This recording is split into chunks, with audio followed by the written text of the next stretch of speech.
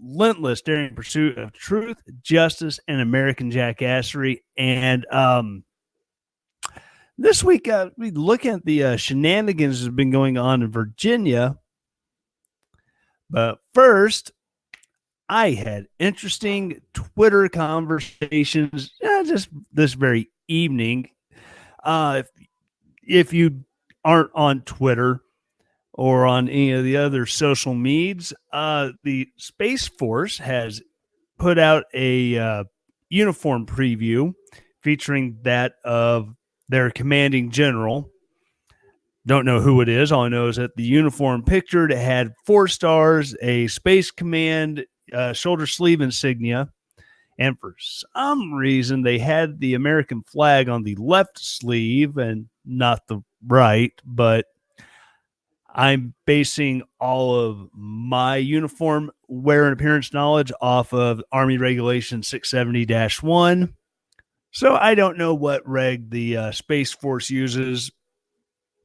I'm assuming an amalgamation of all of them, seeing as how they're basically in charge of all of the satellite communications, satellite intel divisions of the collective armed forces.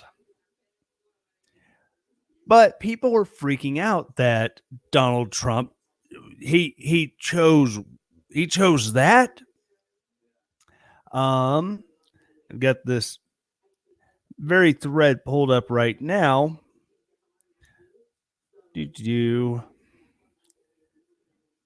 Where a Vox writer, I use that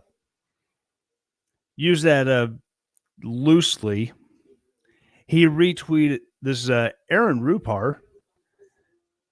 Like I said, you can find him over at Vox. He retweeted the Space Force photo, and he said Trump's Space Force troops wearing camo in space is perhaps the strongest evidence yet that Idiocracy is a documentary. First of all, moron, if they're in the military, they're going to have a camouflage duty uniform. Not exactly an uncommon thing. Whether it's a soldier who, a Marine wearing MARPAT, Marine pattern, while floating around on a Navy vessel. Not a whole lot of bushes or sand if wearing the desert pattern for them to blend in with while on the boat. Granted, Air Force may be doing some sort of ground training and need to blend in with bushes, so they have theirs. Or the Army obviously does a lot of stuff blending in, but if you're an office drone, if you're a 41 paper pusher, you really don't need camouflage for sitting in an office, but that's neither here nor there. Same thing can be said with the Space Force, especially when they're, ground type forces. Scuba Steve has entered the room. What's up, pretty princess? Glad to have you here. But you have all this going on, and you're going to have guys who are running TACSATs, tactical satellite, on the ground who are part of Space Force. They're going to need, digital uniforms because because these are not actual astronauts. They're not up there killing space bugs, all Starship Troopers. They're not taking on the Hive or whatever it was called on Halo. These are just regular soldiers, sailors, airmen, and Marines trying to do their job involving, Space Command and satellites and communications, intel gathering, all that stuff. But someone made a comment. Another journalist, Julio Rosas, commented, "You clearly know nothing how the military supplies the branches, because they order an abundance of it. And if it's easier to have everyone wearing the same thing, guess what? Everyone's going to wear the same thing. Well, he made his comment, and then another Twitter user, perhaps you can educate us on purchasing procedures. It may help us figure out where in the supply chain Trump is collecting his kickbacks. Okay, well, that's a logical argument, except for one small little problem.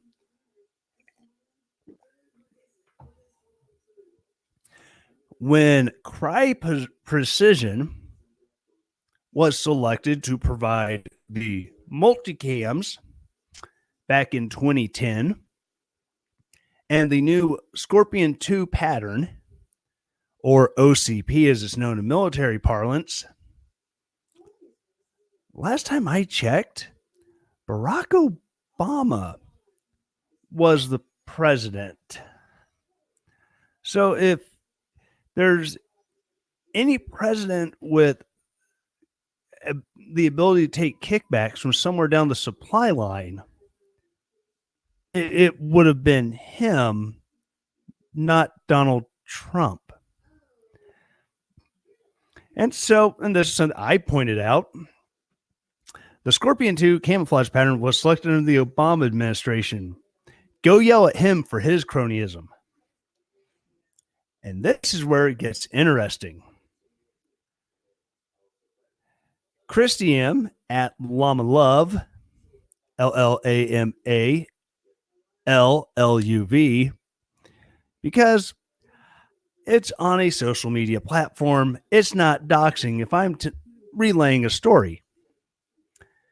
She's replied to me, it was chosen under the Obama administration for the Space Force that Trump started. Interesting. And a gif of some old lady saying, do tell. Me and all my experience respond, it was phased in 2015 as the Army's operational camouflage pattern, as well as other services outside the Marines, deploying to Afghanistan and Iraq. Who was the president in 2015? The fact that Space Force is using what is already available is irrelevant. I'm still waiting to be blocked for being right. I hope it happens. Because, there's people who don't want to be educated. But, we've all been there. Those people who you give them all the information that is publicly available. All you have to do is look for it. And it's like that old saying, you can lead a horse to water, but you can't make it drink. You can give people all of the information that's available. You show it to them. Go, look, it's right here. All you got to do is read. But you can't make them learn. You can't force them to learn something that they choose not to learn. They'd rather be willfully ignorant. That way they can be right in their own mind than to have all the information and be correct, even if it goes against what they want to believe. And it's just absolute insanity, but it's a little funny exchange I thought I would share with y'all. But really getting into it, there's everything's been going on with the Virginia stuff with their legislature, which is controlled by Democrats, threatening laws, magazine size restriction, AR bans, restrictions on, I say magazine restrictions, new red flag laws, all this going on. And so on Monday is typically is used as, they call it lobby day. Ordinary citizens can show up in Richmond and go, see their representatives and discuss the issues in person. It's a tradition. Well, the governor has decided that, well, we're going to ban firearms on the state government lands. And there is a Virginia law that says the governor cannot do this. Either, in this case, he's declaring a quote state of emergency, end quote. And he's using that as his excuse. Well, we're going to ban all arms. Oh, wait, it's not just guns we're banning. We're going to ban baseball bats, sticks, axe handles, chains, knives. And we're going to fence in an area. And, that if you want to get in and, go see your legislator, you can come in, but you can't have any of this.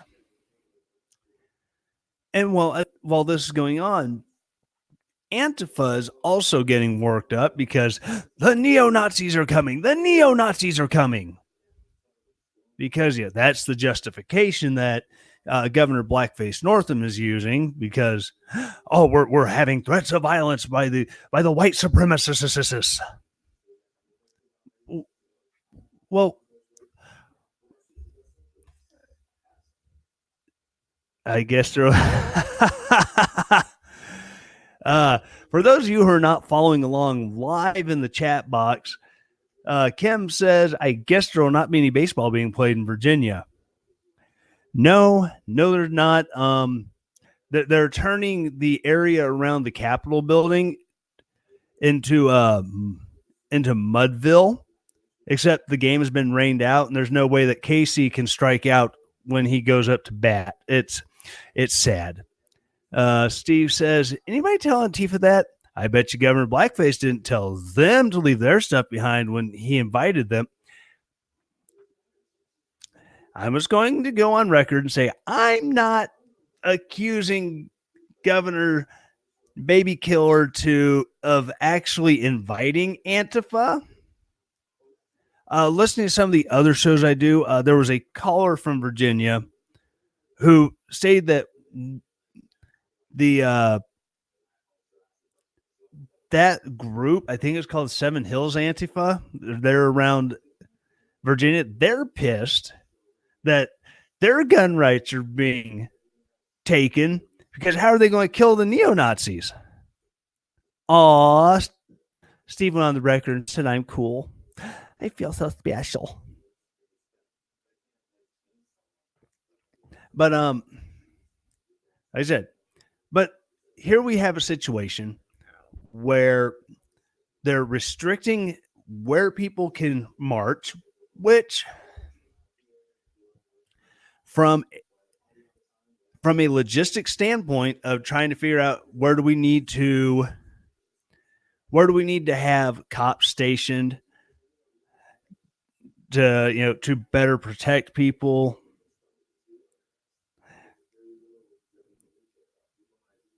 How can we best protect property? If you're controlling that access, I understand it does make sense. However, if you're restricting people the ability to defend themselves, you're reducing routes that people can egress. Because I've seen a map. They have one main entry point for a fenced in area where you can, walk around and protest and say, these laws are bad. These laws are bad. With a handful of emergency exits in case there's a fire or a threat. You're bottlenecking people in. And if someone wanted to come and visit violence on this group, whether it is Antifa showing up saying, screw your no baseball bat rule,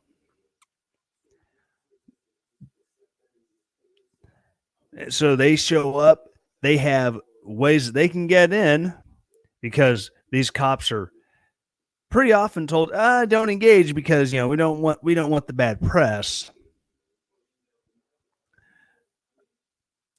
So now you have people who are able to, if they're able to get in and cause violence, then that's bad. If you have someone who is part of the pro Second Amendment protests who decides that in an act of civil disobedience, he's going to rock out with his Glock out and be challenging the police to arrest him because he is safely exercising his Second Amendment right under the United States Constitution as well as Virginia state law.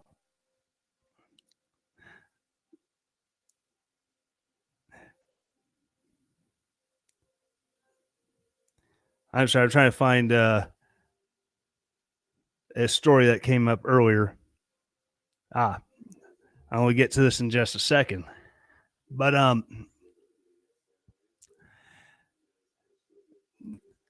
you have people who are trying to exercise their rights in accordance with the state law, in accordance with the Constitution. And if violence breaks out from one side, be it Antifa, be it retarded skinheads who show up and decide they want to start shouting how blacks are bad, we need guns, blah, blah, blah, blah, blah. Pardon me. This is you're creating a powder keg moment to where no matter who starts any sort of violence, it's going to be the Second Amendment crowd who are blamed. Well, they wouldn't have been there if they hadn't shown up trying to start their little protest. Well, why not put the blame on who it should go squarely on? It's not just the anti-gun groups. It's not just the pro-gun groups. It is anyone on either side who comes in wanting to start a fight. If there are pro-gun people who show up looking to swing back, they are just as wrong as those on the anti-gun groups, those on the let's go punch a Nazi side, let's go shut down those people who we don't agree with side, who show up in masks and swinging hammers and baseball bats. Both groups are just as liable for whatever happens. But Steve says, oh no, they blame it on us when it started Boogaloo, which apparently is now far right code for civil war. Yeah. And it's a joke. All I know is that if it's a Boogaloo, it better be an electric Boogaloo because they got great music and breakdancing is fun to watch. That's all I'm going to say on that one. But yeah, and you do see people who are coming out and they're posting the, when World War III is breaking out, but we're going to Virginia to Boogaloo. There are a handful of people who I guarantee they're looking for the fight. They really are.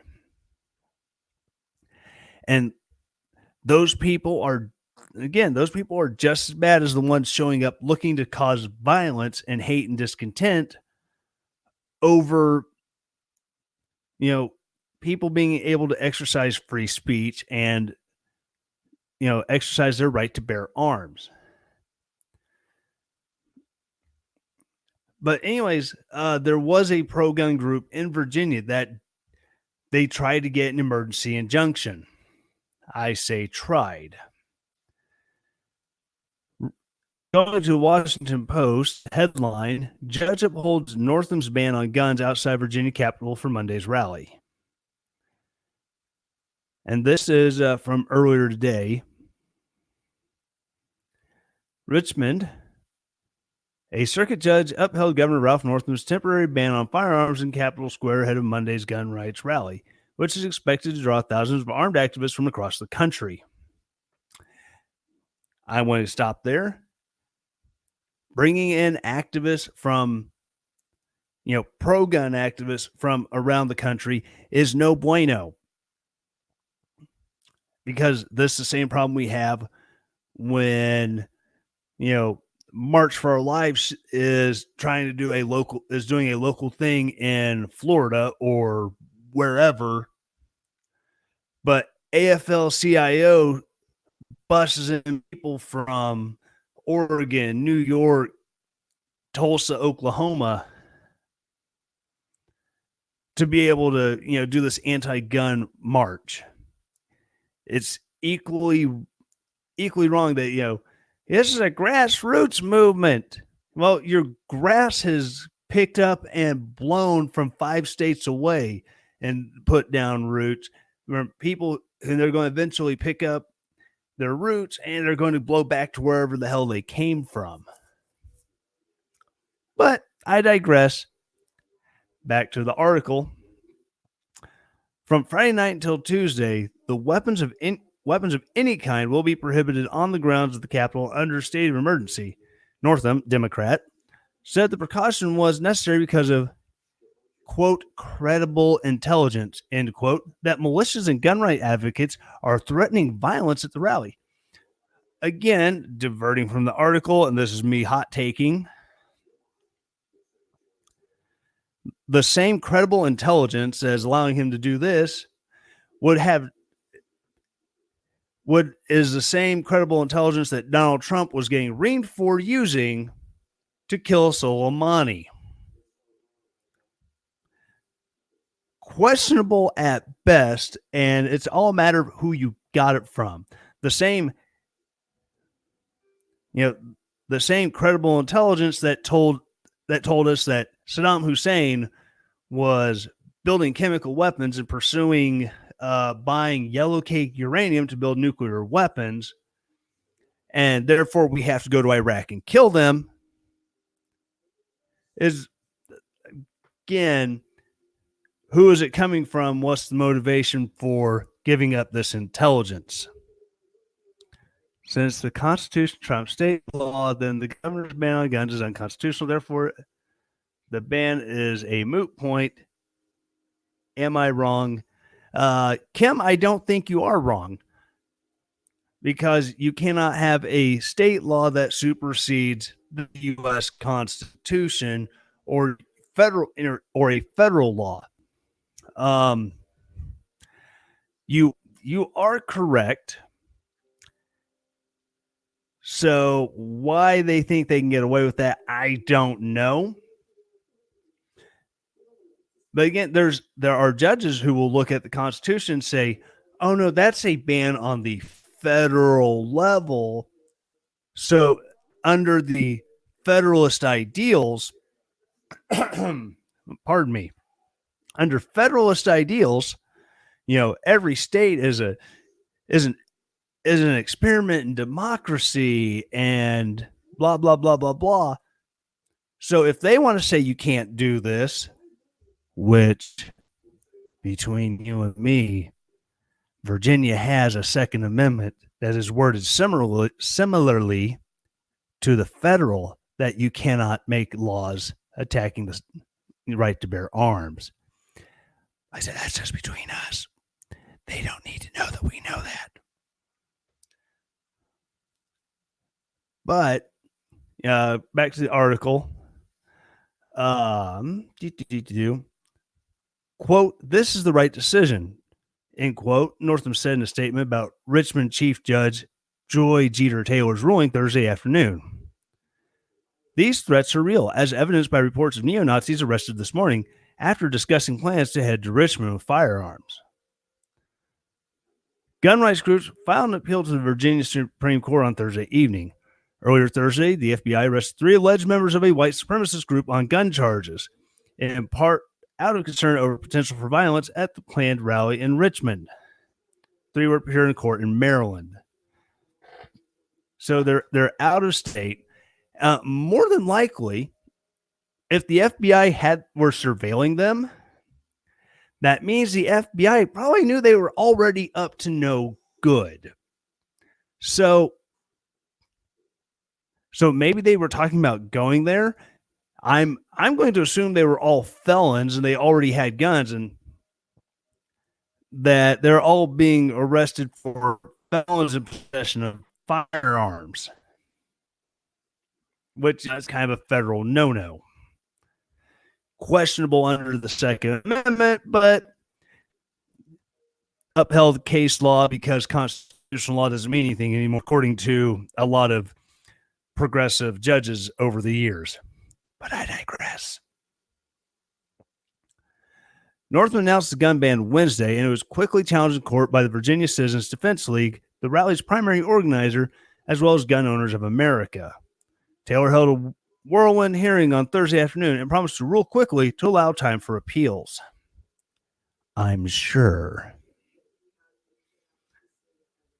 Arguing for the pro-gun groups, lawyer David Brown told the judge that Northam's order was, quote, an unconstitutional restraint on rally goers, end quote, that violated state law and infringed on protesters' right to arms, assembly, and speech. Taylor rejected that argument, quote, the Second Amendment right to bear arms is not unlimited, end quote. The judge wrote, citing a federal case that upheld a ban on weapons on U.S. Postal Service property.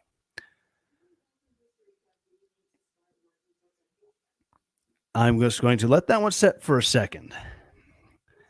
Philip Van Cleve, president of the VCDL, said after ruling that his group intended to appeal to the Virginia Supreme Court, quote, basically, I didn't hear anything in her ruling that made any sense in our case, so on to the next level, end quote.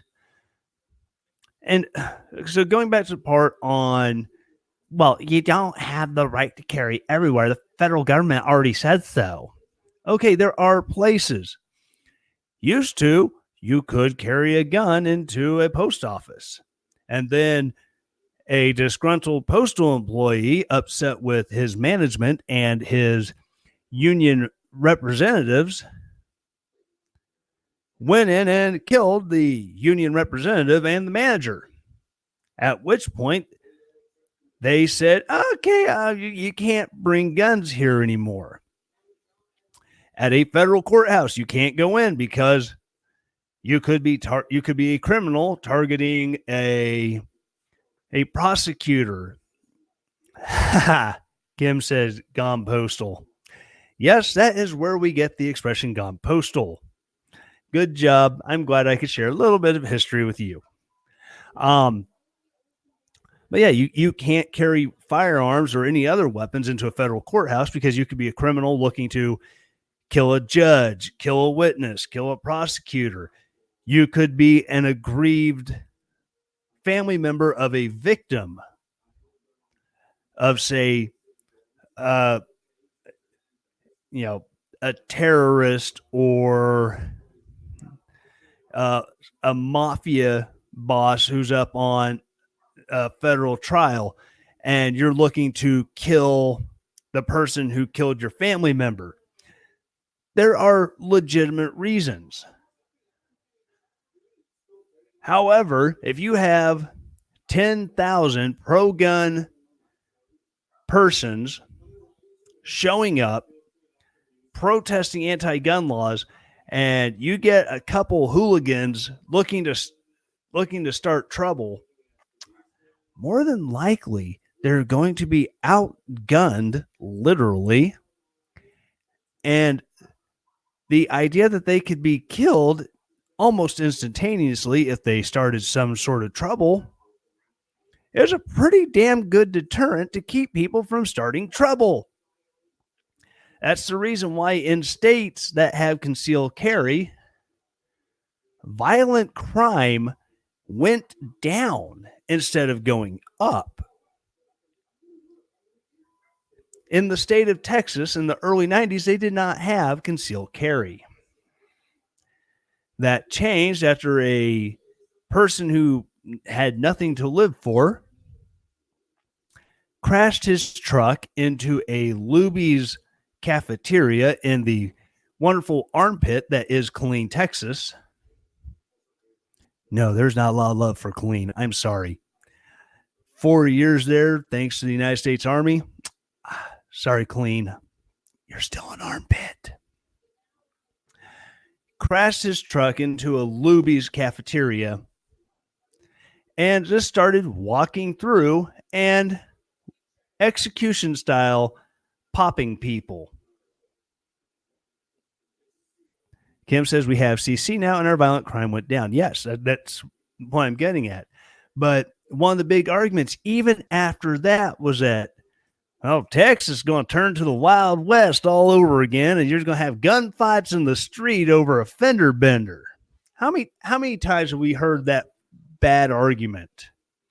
The catastrophization of anything when it comes to Second Amendment rights and concealed carry. Well, one of the women who was there at that Luby's, I have seen her testimony before Congress, before the state legislature, talking about how she was legislated out of defending herself because she was not allowed to carry her revolver in her purse. So it was in the glove box of her car, but she'd been able to carry it. She even says she may not have survived, but she would have at least had the opportunity and the chance to actually do something. And like I said, you can find her testimony on YouTube, on the Penn Teller Show Bullshit. There's an episode about the Second Amendment where they play that clip, and it's absolutely just heartbreaking to hear about how maybe if more than one person had been carrying a firearm, they could have stopped that. We saw what happened a couple weeks ago with that church shooting in White Settlement, Texas. 2 people died as a result of the shooter. And the shooter got his brain splattered against the church wall by an armed congregant of that church.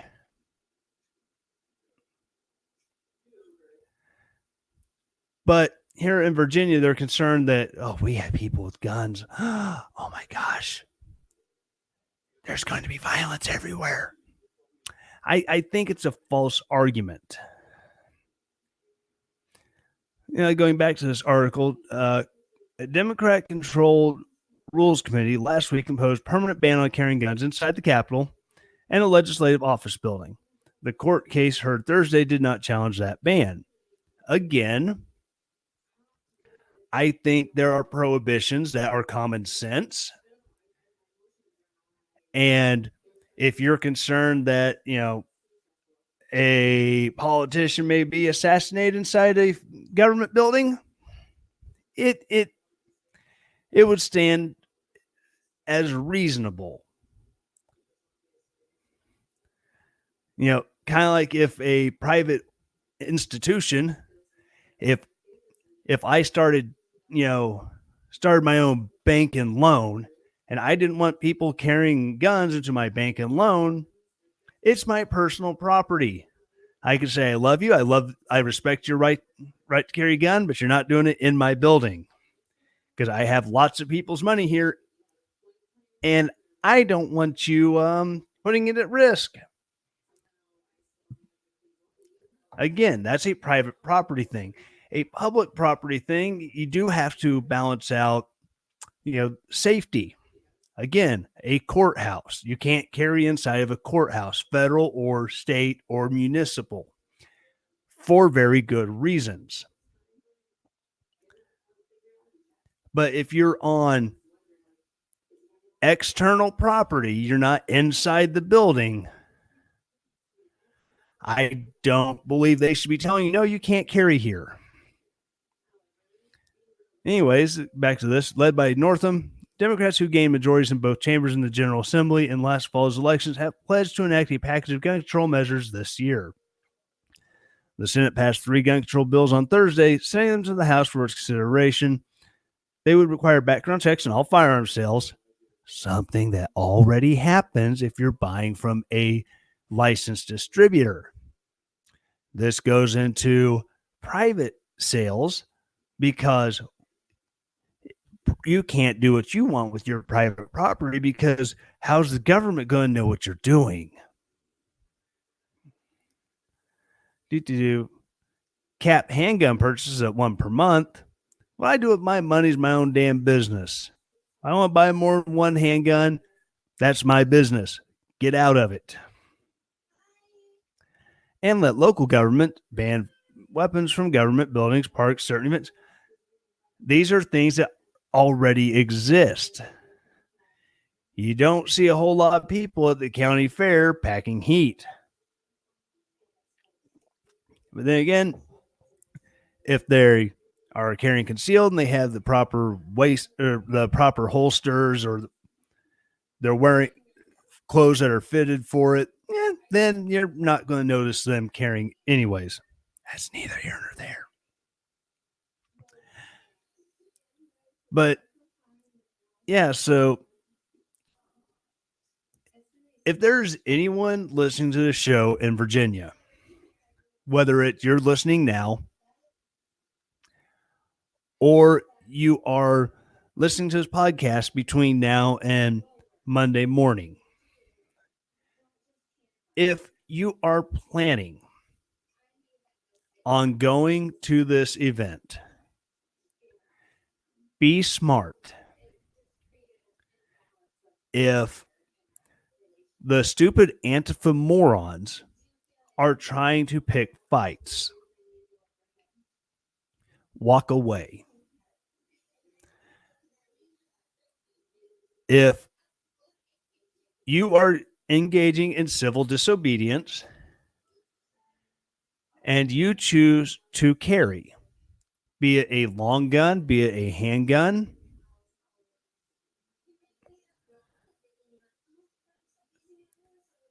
if you are wanting to rock out with your Glock out and in order to be arrested, that way you can make your statement. Do not fight the cops. Allow yourself to be disarmed. Willingly put your hands behind your back and comply with all orders from the police officers. They are not there to be harassed or harangued. They are there to do their job. They will take you down with force if necessary. So if you are there to be civilly disobedient, follow the first half of that phrase. Be civil. Don't do this I know my rights bullcrap. The officer says, if you do not leave, you will be arrested. Say, so be it. Please disarm me. Let them take the gun. Let them handcuff you and haul you off. Make your fight in court. Do not make it on the street. It is Martin Luther King Jr. Day.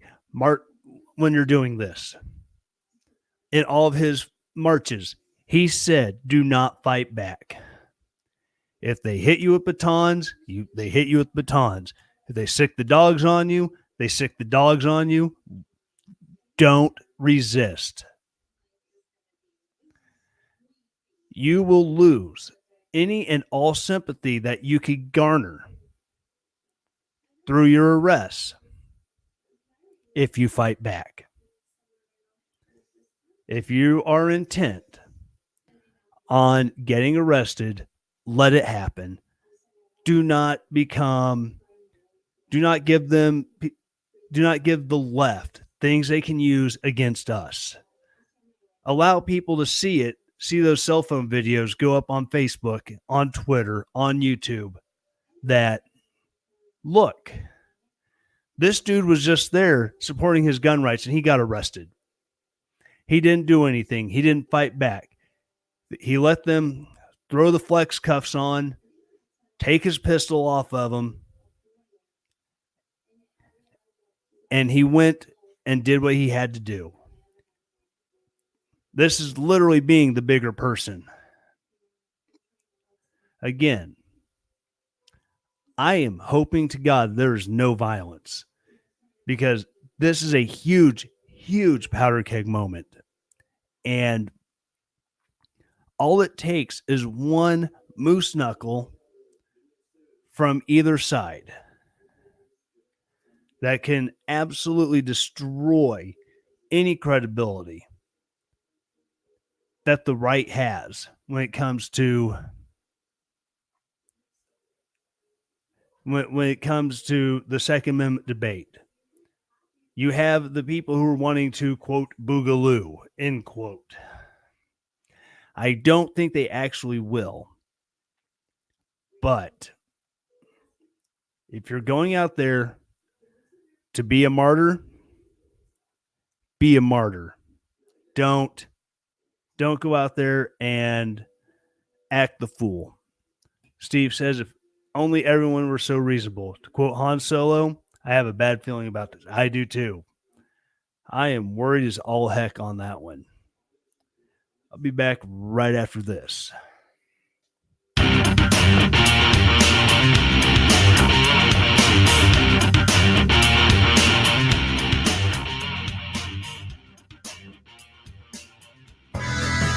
Do you love what you hear on the Relentless Daring podcast?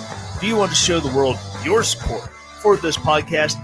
This is Tyler from Relentless Daring, asking you to go to shop.spreadshirt.com/relentlessdaring and check out our merchandise there. We have t-shirts, hoodies, hats, coffee cups, travel mugs.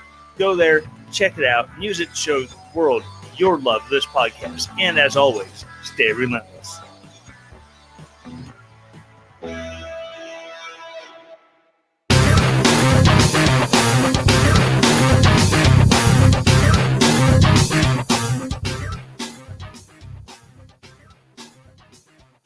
All right, getting back. Oh, wow. I just love when you jump back on the microphone. It just comes back. Sounds like you're screaming in your own ear.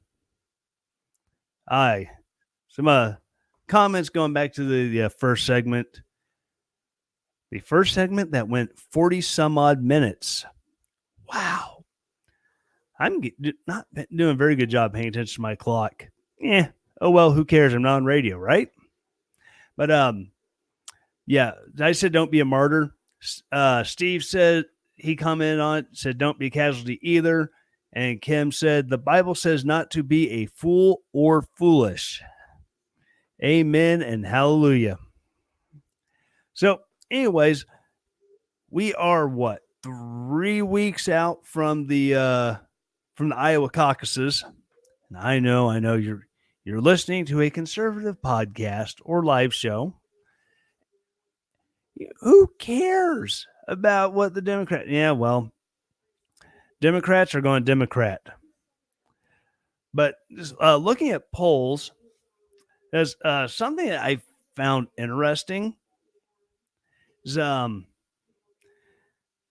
presidential approval polls. And this is polls taken between the 15th and the 17th. Presidential approval polls. YouGov has a couple of them. 731 registered voters. 43% approve, 56% disapprove. I guess that's 1%. I don't know. Again, another 1,000 adults. 40% approve, 53% disapprove. This, again, presidential approval. YouGov, 743 registered voters. 42, 56 approve, disapprove. Then again, it's a lot of fairly substantial disapproval rates over approval rates. Then gets down to a Rasmussen poll, 1,500 likely voters. These are numbers that actually matter. These are people who are like, are you going to vote? Yeah, more than likely. Yeah, I will. It gets a little bit different. 49% approve, 50% disapprove. So you see all these poll numbers. Oh, Donald Trump is in the tank. He only had a 40% approval rating. Well, who are you asking? That matters. If you're just asking adults in general, that's going to skew your numbers. Because on this one, again, this is stuff that was added yesterday. 1,000 adults. That's a 13% deficit. Then if you skew it to registered voters, these are people who could vote. So what they say has a little bit more weight, gravitas to it, if you will. You're still looking at, 13, 14% differences. Then you start getting to likely voters. Again, the ones who are most likely to go out and cast a ballot. It draws up a lot tighter, 49 to 50. This starts looking more like 2016 all over again, where the polls were right in calling that Hillary Clinton was going to win the popular vote. They just predicted the wrong states and how they were going to swing, and 3 states and 70,000 votes for Donald Trump is all it took. But as you start looking at some of these early primary states, California, that's a Super Tuesday state. And not all of this is taking the effects of the debate Thursday night into account, excuse me. But so far, in California, again, Super Tuesday state, it's a 10% lead for Biden over Sanders, and Michael Bloomberg, who is pretty much ignoring all the early states and only going towards Super Tuesday states, he's still only polling 5%. And these are likely voters in California, which is really weird that Sanders and Warren are only at 20%. Figured there they'd be, they'd be way up. But yeah, it's like, again, coming down to another, presidential approval poll from earlier in the week. But again, 1,500 likely voters. Again, this is a Rasmussen. Donald Trump is a 51% approval rating. And it's, people love to throw these national poll numbers out.